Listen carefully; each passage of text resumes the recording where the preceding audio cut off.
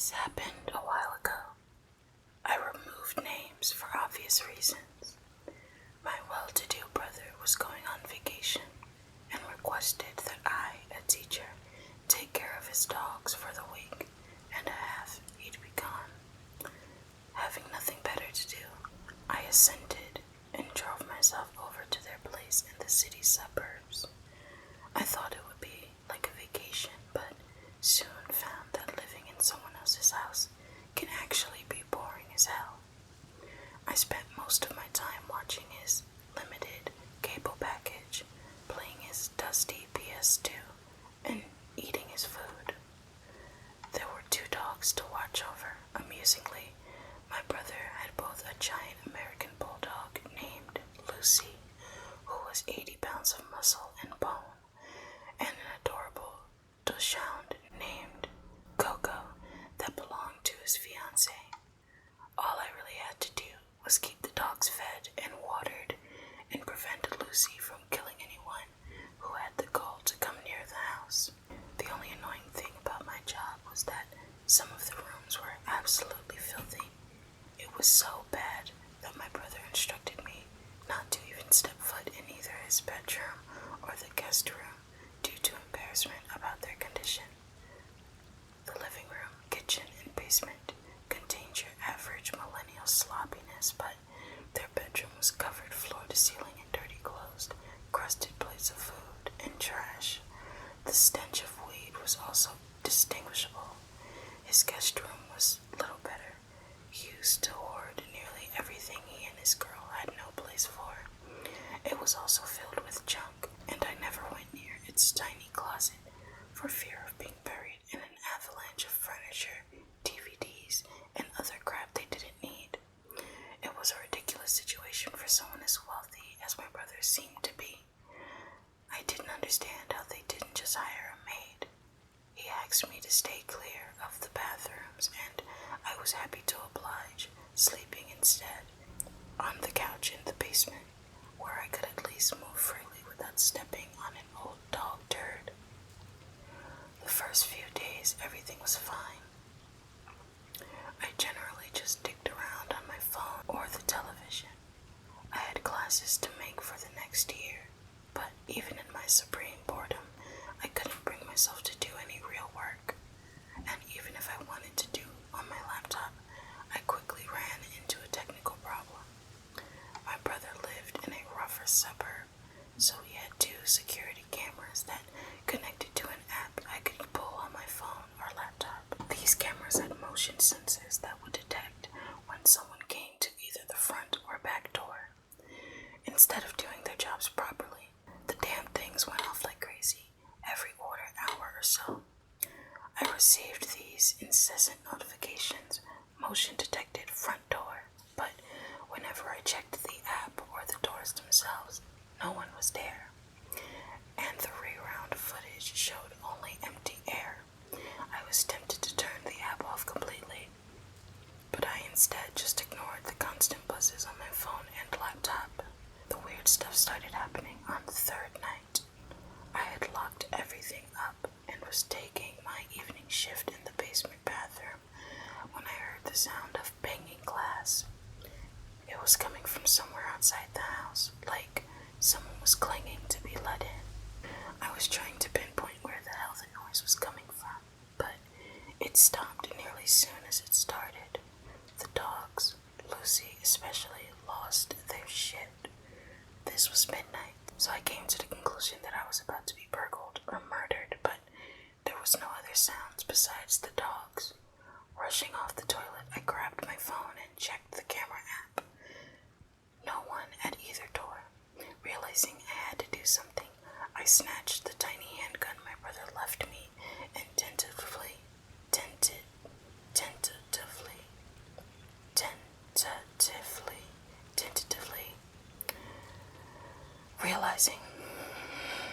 Realizing I had to do something, I snatched the tiny handgun my brother left me and tentatively made my way out of the basement, Coco following me, snarling.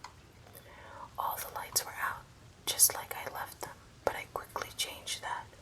I checked the windows on all 3 floors to ensure they were locked.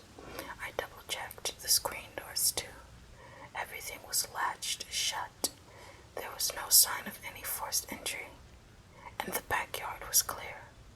In the darkness outside, all I could see was my brother's small storage shed and a ladder he hadn't bothered to put away lying placidly on the glass. The shed was padlocked, closed. I thought about calling the police, but even as I considered it, I began to doubt what I had heard. Was it really a banging outside of the house, or was it something else like thunder or the wind? I just couldn't be sure, and my family has always been wary of law enforcement, so I held off on alerting anyone. I sat up with the dogs that night until sleep finally took me. Nothing else happened. I called my brother the next day, and he agreed with me that I shouldn't get too paranoid. He said it was probably for the best not to call the cops, that he hears weird noises in the house all the time because it was built with cheap, rickety materials. Nevertheless, I was on edge. I checked the blinds constantly, and my eyes were glued to the app to make sure no one was crawling around the front or back door. Unfortunately for me, weird shit kept happening. As the week wore on, there was no more banging on the glass at nights, but I started to hear something else. At first, I thought it was my own brain making white noise to drown out the quiet, but soon I realized it was coming from the house itself, from inside the walls. It was a static sound that I recognized somehow, but I couldn't quite pin down in my mind. It was like an electrical whirring that I could just barely make out when everything was silent in the dead of night, and when the dogs napped during the daytime. It seemed to jump around from spot to spot, but never lasted long. I became nervous, feeling trapped in the place that was supposed to be my vacation home. I didn't leave the house much at that point, but when I did go out to get food or something, the dogs would always follow me to the door and whine more than usual, as if they didn't want me to go. I had to close their pen often to keep them from following me around everywhere. Thankfully, they started to calm down majorly after about a week of me being there, but I quickly became freaked out by this too. Both Lucy and Coco started sleeping about 18 hours each day. They would flop down next to me in the basement and wouldn't move for what felt like an eternity. Coco especially looked so comatose that I started checking her for her pulse every now and then. I could barely get them to eat or go to the bathroom. In fear of allowing them to just drop dead, I made a vet appointment for both dogs. They ran some routine tests and told me that there was nothing wrong with either dog physically, and that maybe the excitement of a new face had just worn them down. That sounded like the stupidest thing I ever heard, but I had no better explanation. Shit hit the fan in the second week of the house. The app was constantly telling me someone was at the door, and the dogs kept going back and forth between whining fearfully and snoring in my lap. The whirring sound sent chills down my spine whenever I heard it. I was getting hardly any sleep at all. Every night before bed, I checked and rechecked all the windows, some of which didn't have blinds. The unshakable feeling that I was being watched drove me to dread and anxiety. I covered the blindless windows with blankets, and I kept the gun near me 24/7. The place was becoming like a prison, but I felt bound to protect it. One evening, exhaustion overtook me, and I collapsed on the couch. The whirring sound woke me up, louder than it had ever been, but this time it was accompanied by footsteps moving within the house. I swear to God, they were some heavy footfalls, but they moved so slowly that even in the moment, I couldn't accept what I was hearing. Was someone there? The footsteps plodded exceedingly slowly around me in the upstairs where the two restricted rooms were. Suddenly, a sick thought struck me. I hadn't gone up in those rooms hardly at all the past few days. What if someone was hiding in one of them the whole time? They were so disgusting that I thought them off limits, but that didn't mean they were empty. The dogs lay beside me, completely oblivious in their slumber. As silently as I could, I retrieved the gun and my phone and, trembling, made my way to the top floor. I still couldn't call the police, not until I was sure I wasn't crazy. I checked my brother's room first. I was electrified with terror as I opened the door, remembering every horror movie I had ever seen.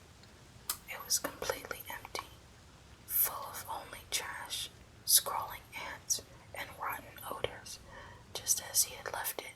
I just had to check the guest room and I'd be safe. Then, that's when my phone buzzed. Motion detected front door. Son of a bitch. If I was maintaining any stealth, it was gone now. I waited for something to happen. A maniac to charge me from the stairs or the bedroom door. Hell, at this point, I wouldn't have been surprised to see an electrical fan demon pop out of the wall whirring at me. But nothing happened. After 5 bone-chilling minutes of silence, I finally gathered the courage to check the front door camera on my phone. As always, an empty porch greeted me. I tried to keep my breathing calm as I opened the door to the guest room. It was empty, just junk piled high. No sign of footprints or any whirring sound. My eyes fell on the last spot of the house that I hadn't swept yet, the small closet. I actually started to feel better about the whole situation. I had been so strung out that I had to have been hearing things, and I had no actual evidence of anyone in the house except my untrustworthy ears. I threw open the closet door, and just as I was expecting, there was no one and nothing there, except a window. A window I hadn't fucking noticed in all of my time at the house. I wanted to strangle whoever built this place. Why put a window in the closet of the spare room? What did that contribute to the aesthetic of the house? The window was unlocked. Someone had cut away the glass just enough to pop a fist-sized piece out and unlatch it. They had replaced that piece so carefully so only a clear investigation would reveal it. But how the hell could a person use a window on the second floor of the house to get in? Unless they were some Assassin's Creed type motherfuckers, they couldn't just climb up the gutter in broad daylight. Then I remembered the ladder in the yard, not locked up, just laying in the grass, waiting for anybody to come along and make use of it. I cursed my brother. More details came to my fearful eyes. Littering the floor were candy bar wrappers, a dirty blanket, and 2 water bottles filled with pale yellow liquid. My heart sunk further. Someone had been in the house with me and the dogs. It was at this moment that I knew I couldn't wait any longer. Darkness was coming on, and I had no fucking intentions of staying in that house tonight. I had to call the police. My phone buzzed right before the glass shattered. Motion detected front door. Motion detected back door. Oh, fuck. The screen door cracked, and now a tremendous banging rang out from the front porch. Panicking, I tried to do many things at once. I was trying to dial 911, but instead clicked the camera app open. A large man was playing away at the hinges of the front door with a crowbar. He was brawn and tall. On his face was a grinning skull balaclava. I was about to piss myself. He would be in seconds. I nearly fell down the stairs, and then I was face to face with the door. All I could hear was the clanking of the balaclava. Man beat his way inside. The hinges were bent, ready to burst. I am not some sort of action hero. I was an idiot scared out of his mind and faced with a home invasion I felt like I had no way of handling. I did the only thing I thought made sense. I fired 5 times into the door. The gun wasn't all that powerful. It was a 9mm, but it had made a hell of a lot of noise. For an instant, I even felt some type of relief because I knew someone, even in this bad neighborhood, would soon call the police for me. The banging stopped and I heard a groaning from behind the front door. I opened it and found the man gasping on the ground, just full of holes. Shockingly, the screen door was still partially intact. That's how I saw the reflection of another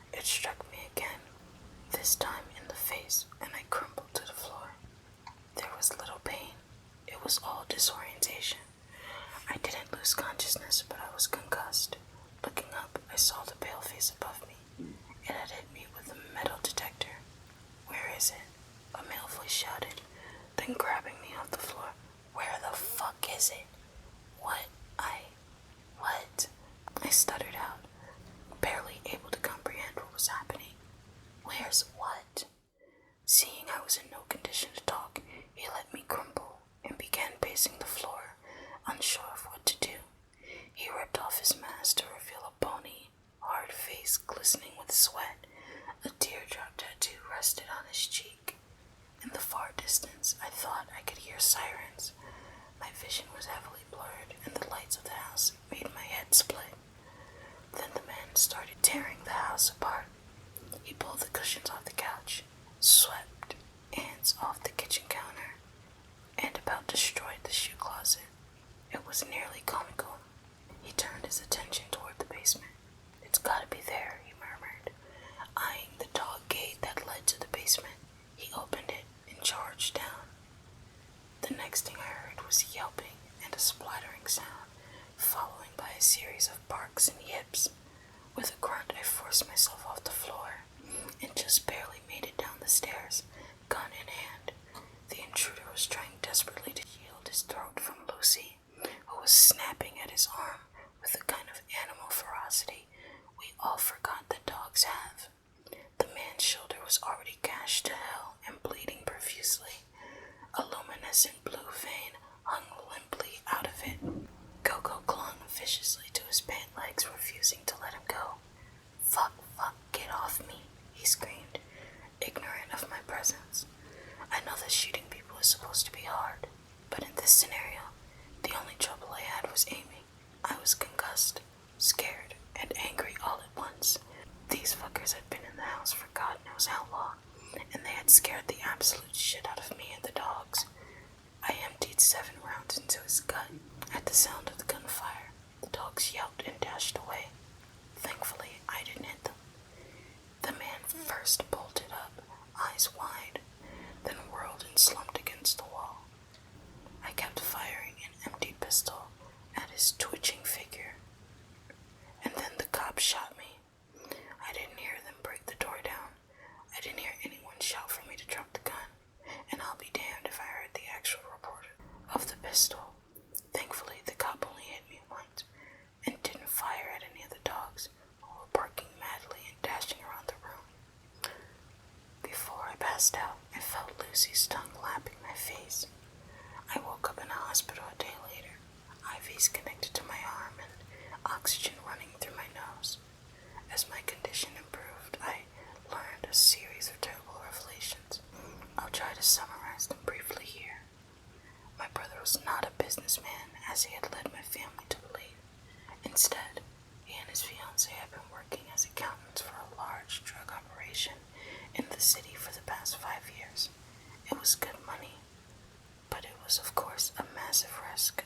My brother was also not on vacation, but was instead laying low in order to avoid being found because he had stolen a briefcase of cocaine from the people he worked for that was valued at about $120,000. The cocaine was in the house with me the whole time because, as my brother said at his trial, he believed that the dealers wouldn't look for it there if he himself was gone. The people who had attacked us were trying to locate that case, which it turned out had enough metal to be detected.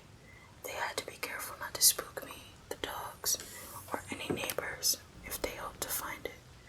As it turned out, it was in my brother's disgusting bedroom in a hidden compartment inside their dresser. His plan was to come back a week or so later, collect his money. Even if I had been killed, it was hidden well enough to go unfound, and get the hell out of the state as fast as he could. In his plan, I was an expendable patsy. The man who I shot through the front door was the muscle of the operation. He probably wasn't supposed to step foot in the house unless something bad had happened. When I discovered the upstairs window, he sprung into action to stop me from alerting the police. The police found an SUV down the road that he was operating from. He lived.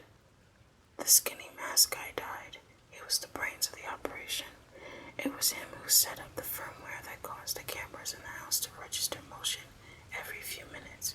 He also cracked open the upstairs window and was using the metal detector to search the house each night. Additionally, he was drugging Lucy and Coco's food with a sedative each day in order to make them sluggish. It terrifies me to this day that he was able was there for the majority of the week. The dogs must have sensed him, but he was apparently very good at staying under the radar as he moved unseen through the house I was bunkered down in. That's the end of my story. I was a suspect for a bit, but eventually all evidence pointed to me being nothing more than a red herring and a patsy. My brother and his fiancée both went to prison on felony drug trafficking charges. I'm not sure I'll ever be able to talk to them again, but I have at least 2 decades to make that decision. The whole thing messed me up pretty badly. Eventually, I copied my brother's idea and left the state forever. The man I killed might have friends who want revenge, but if anyone ever does come back for me, if they track me down and invade my home, I won't worry too much, because every night when I go to sleep, I have old Lucy and Coco by my side, and the 9mm on my nightstand doesn't hurt either.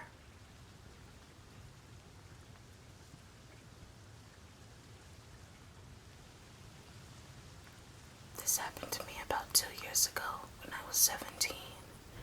My family went out for the day to go shopping for food, and I stayed home alone. I was in my room playing games on my PC with my headphones on, and I always keep my door closed. So, after about an hour, I get up to go use the bathroom. Both the bathroom and my room are on the 2nd floor, and our house at the time was a 2-story detached house in West Belfast, Northern Ireland. So, when I get back to my room, I remember closing the door and continuing to play games. About 30 minutes later, I go to check my phone, but realize I left it in the bathroom. I get up to go get it and notice my door is slightly ajar. Now my house isn't drafty, and I know the door is good and doesn't just open due to wind or whatever, so it catches me off guard. But I reasoned that I probably just didn't close it all the way and head out to get my phone. I come back and continue to play, making sure I close the door on my way back in. Sometime later, I hear my family come back home. I hear them bringing in the first load of shopping into the kitchen and get out of the car to get more. When they come back in, they call my name and I head downstairs. When I come down, I saw the back patio door was lying wide open. They asked me, was I out back at any point while they were away, and I told them I hadn't.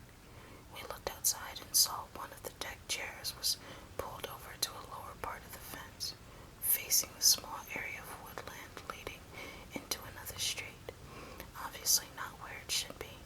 This shocked me. My mind raced with idea of what the hell was going on. This is my own personal theory. Somebody had managed to get in, most likely through the back door. They had went to see if the house was clear, went upstairs, opened my door, saw me.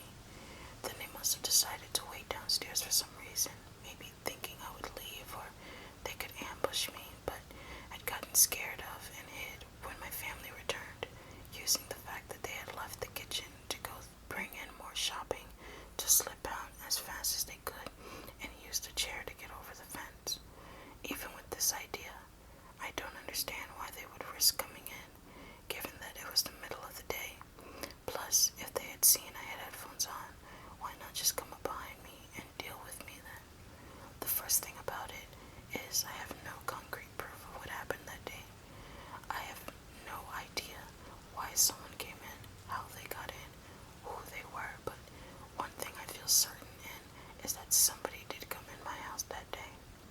There's more to this though. A week or so later, it's late at night, around 2 a.m.-ish, and I'm in my room playing games. While playing, I end up drifting off to sleep.